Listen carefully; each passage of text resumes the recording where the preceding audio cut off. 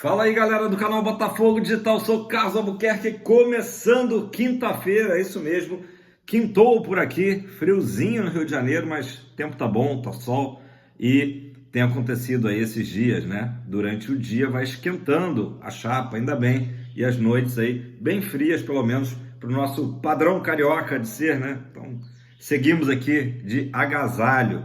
Galera, vamos lá. Copa do Brasil, ontem tivemos aí a sequência de jogos, né? Vários jogos acontecendo e vocês vão ver que, né, algumas partidas aí interessantes rolaram. O Atlético Paranaense ganhou de 2-0 do Bragantino, né? Lá na Arena da Baixada, Liga Arena. Então abriu uma boa vantagem o Atlético Paranaense. Um duelo aí que eu reputo bem equilibrado, né? Pelo menos de equipes que no Brasileirão estão próximas, né? A surpresa ficou por conta do empate entre CRB e Atlético Mineiro. CRB que chegou a abrir 2-0 no placar, depois o Galo empatou 2-2. O Galo que perdeu o Hulk ali logo no início da partida. Jogo do Maracanã, o Flamengo venceu até com surpreendente facilidade o Palmeiras. Acho que fazia muito tempo que eu não vi um Palmeiras tão fragilizado, né? Sem competir. O Flamengo venceu por 2-0 a equipe do Abel Ferreira, que está numa fase aí bem ruim, né? Tomara que essa fase permaneça até o nosso confronto com eles na Libertadores, né? A gente está falando aí esses dias que o Botafogo não vive um bom momento, mas o Palmeiras, eu acredito que está bem pior, né? Pelo menos a nível de performance. O Palmeiras jogou muito bem contra a gente, né? O nosso jogo aí no Newton Santos, que ganhamos 1-0. Depois o Palmeiras perde para o Fluminense no Maracanã e agora perdeu para o Flamengo. Não tem feito bem para o Palmeiras jogar no Rio de Janeiro. Esperamos que isso continue aí na Liberta. Ainda pela Copa do Brasil, mais um Corinthians e Grêmio em Itaquera, né? Um filme repetido. Teve há pouco esse jogo pelo Brasileirão. Dessa vez 0-0 com direito a gol do Corinthians, anulado pelo VAR já nos acréscimos. E fechando essa rodada de quarta-feira, rolou Atlético Goianiense e Vasco, ficaram no 1-1. O Dragão chegou a abrir o placar, fez 1-0. Depois o Vasco empatou. O Atlético Goianiense, que vai ser o nosso adversário do próximo sábado, beleza? Então é isso aí, muitos jogos aí ainda indefinidos, né? E algumas classificações digamos que encaminhadas. O Flamengo aí, Flamengo e Palmeiras, quem que você quer que caia, né? A gente não torce para nenhum dos dois, né? Então, quem que você prefere que perca? Eu acho que o fator aí da equipe ser eliminada da Copa do Brasil pode ajudar diminuindo o ritmo, né, de calendário. Eu vou falar daqui a pouco qual que é o calendário do Botafogo para esse mês de agosto, que está começando hoje, dia 1º. Parecia que julho não ia acabar, né? Então o Botafogo tem uma possibilidade aí de ter literalmente um jogo a cada 3 dias no mês de agosto. Já já vou falar com vocês sobre isso. Antes, vamos dar um repasse aqui. O canal do Manel divulgou uma estatística, né, de valor dos elencos dos times que estão envolvidos aí com a Libertadores, né? O Botafogo ficou aí entre os top, tá? Entre os top. Quem diria, né? Se foi pobre, não me lembro. Então vamos lá, essa estatística que serve para a gente ter uma noção aí do grau de investimento de cada clube, né? O Palmeiras lidera com 193 milhões de euros, tá? É a estimativa do valor do elenco palmeirense. Em segundo vem o Flamengo com 185 milhões de euros. Então as duas equipes ali que se enfrentaram justamente ontem, equiparadas aí a nível sul-americano como as que têm elencos mais valiosos, tá? Em terceiro vem um argentino, né? O River Plate, tradicional River Plate, com cerca de 115 milhões de euros o valor do elenco. Em quarto vem, adivinha quem? Botafogo de Futebol e Regatas, o nosso fogão, chegando aí a marca pertinho do River, né? 114 milhões aproximadamente o valor do elenco alvinegro atual. Depois temos o Grêmio, 107 milhões, Fluminense, atual campeão da América, 106, Galo, 104, então todo mundo ali pertinho. E fechando aí a lista do top 10, o São Paulo com 96 milhões de euros, valor do elenco. E em nono, o Tajeres, 54, e o San Lorenzo com 41 milhões de euros, o valor aproximado aí de elenco. Então, bem interessante a gente analisar que hoje aí o top 4, vamos dizer assim, da América tem Palmeiras, Flamengo, River Plate e Fogão. Eu vivi para ver isso. Muito bom mesmo. Galera, vamos dar um giro aí de notícias antes de eu falar aí do calendário alvinegro para esse mês, que vai ser puxadíssimo, mas é isso que a gente queria, né? Óbvio, a gente quer chegar sempre em agosto, né?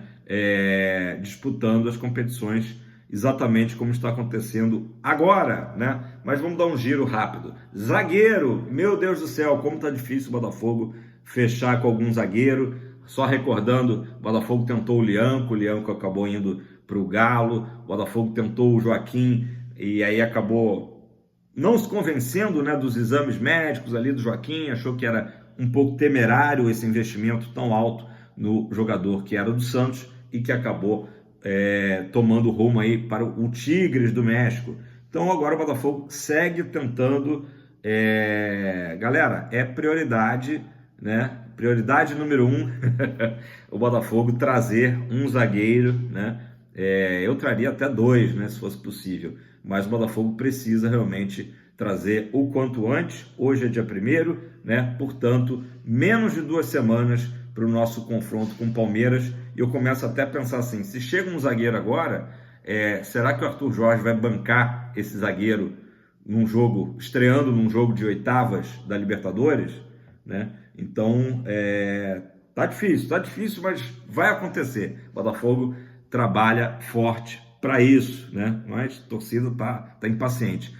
Ontem foi ventilado o nome do Igor Rabelo, né? Ex-Botafogo, que já está há alguns anos lá no Atlético Mineiro, mas o empresário do jogador disse que há sim um interesse do Igor Rabelo sair do Atlético, mas o destino do jogador seria a Europa, né? Até porque ele já cumpriu os 7 jogos do Brasileirão, então não faria muito sentido se ele viesse para o Botafogo, ele só poderia atuar eventualmente Copa do Brasil e Libertadores, né? Não poderia atuar no Brasileirão, então acho que isso acaba realmente tirando as chances do Igor Rabelo voltar, né? Tal história né, que a gente sempre fala, do olhar no retrovisor, né?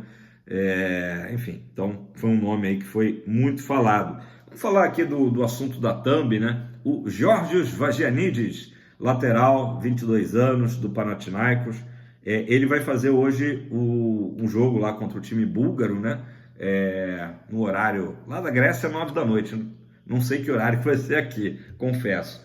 E pode sim ser a última partida do jovem lateral pela equipe grega. O Botafogo encaminhou já uma terceira proposta para o Panathinaikos e aguarda uma resposta do clube até amanhã, tá? É o prazo final aí que o Panathinaikos deve responder. Naturalmente deve estar esperando aí também o desfecho aí desse jogo de hoje, né, pela Liga dos Campeões, e a terceira proposta, só recordando, já falei isso aqui ontem, o Botafogo fez uma primeira proposta de 1 milhão de euros, a segunda subiu para 3 milhões de euros, e ainda assim o Panathinaikos está batendo o pé, mesmo sabendo que pode perder o jogador de graça a partir de janeiro do ano que vem, né? Mas isso também revela o quanto que é um jogador importante para a equipe grega, né? Titular absoluto, e vamos ver aí se o Botafogo tem sucesso.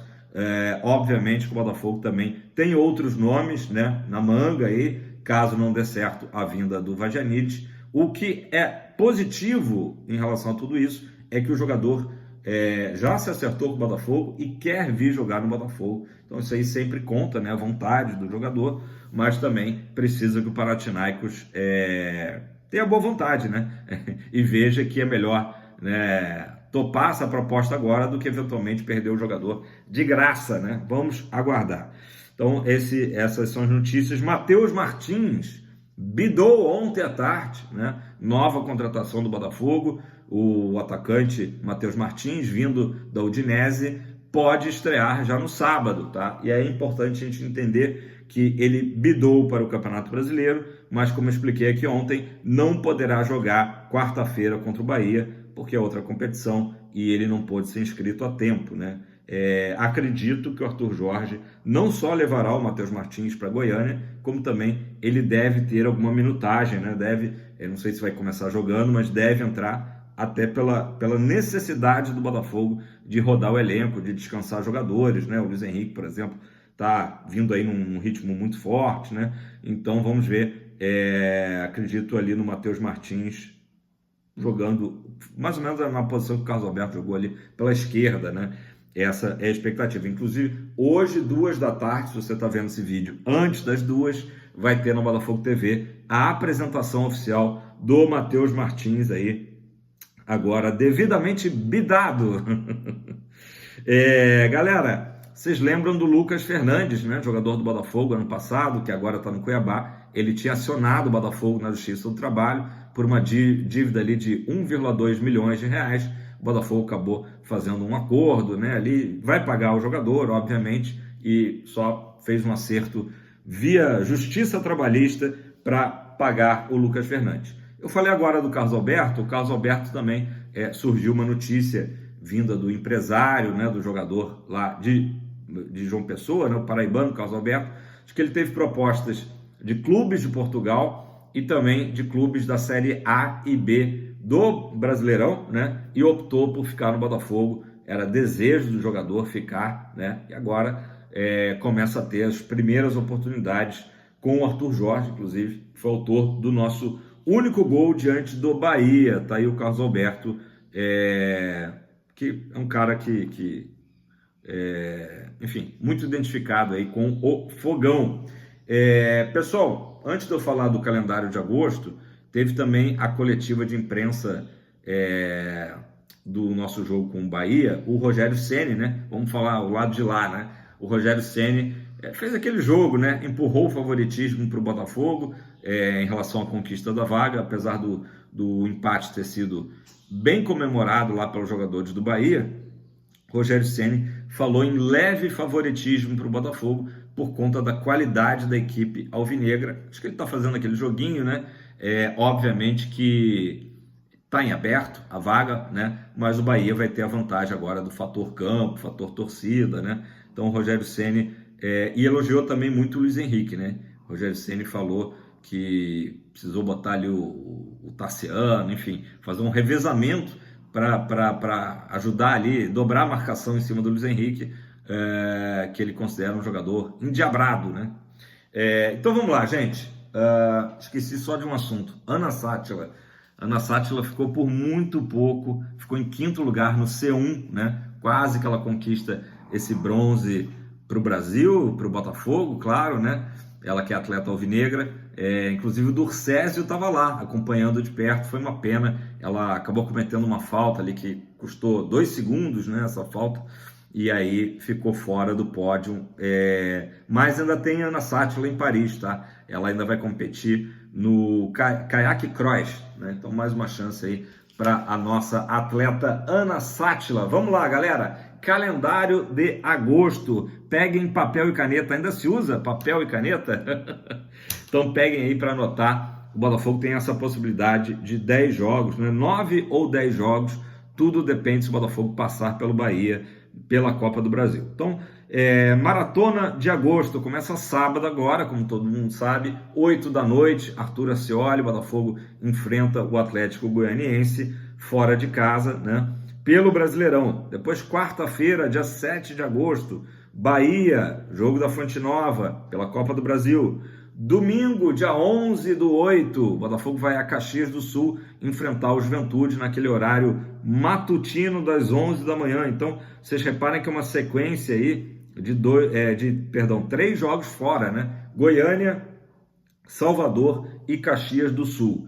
Depois retornamos para a nossa casa, dia 14/8, o jogo das oitavas de final com Palmeiras pela Libertadores, né? 9h30 da noite. E na sequência, no domingo, 18 de agosto, novamente no Newton Santos, agora pelo Brasileirão, enfrentamos o Flamengo, né? Um clássico aí que o Botafogo talvez esteja valendo, né, o primeiro lugar do Brasileirão, né? Então vai ser um clássico com todas as atenções do Brasil, né? Na quarta-feira, dia 21, jogo de volta pelas oitavas da Liberta, dessa vez lá no Allianz Parque, contra o Palmeiras. Domingo, 25/8, novamente o Bahia, só que dessa vez pelo Brasileirão. Vai ser uma overdose de Bahia, né? Terceiro jogo aí na sequência. E é um jogo, novamente, lá em Salvador, né? Ou seja, a gente joga dia 7/8 e 25/8 contra o Bahia lá em Salvador. Depois, na quarta-feira, 28 de agosto, tem o primeiro jogo, né? O jogo de ida das quartas de final da Copa do Brasil. Deve ser quarta, né? Pode ser que mude, mas enfim. E aí, claro, depende do Botafogo ter passado pelo tricolor baiano, né? E fechando o mês, meu Deus, tô até tomar uma água. Golinho final aqui, porque a garganta até secou com tanto jogo. Fechando dia 31/8, um sábado, o Botafogo recebe o Fortaleza no Newton Santos pelo Brasileirão. Galera, é muito jogo, deixa eu fazer uma conta aqui rápida. São, a princípio, 3 jogos em casa e 5 fora. E ainda tem esse jogo das quartas que a gente não sabe nem se estaremos nele, esperamos que sim. Pessoal, queria saber a opinião de vocês sobre toda essa demora do Botafogo, né, em trazer um lateral. A gente sabe do esforço do clube, mas a essa altura, né, eu espero, né, que o Botafogo tenha também um plano B em relação ao Vazanides, caso o Panathinaikos dê o terceiro não, né, para as propostas do Botafogo. O Botafogo aí vai ter que partir para outra mesmo, né, mas vamos aguardar. E a questão do zagueiro, que está mais do que na cara, que é a nossa prioridade. Beleza, galera? Deixe seu like, faça seu comentário, se inscreva no canal, né? E uma ótima quinta-feira para todos nós. Fogão para cima!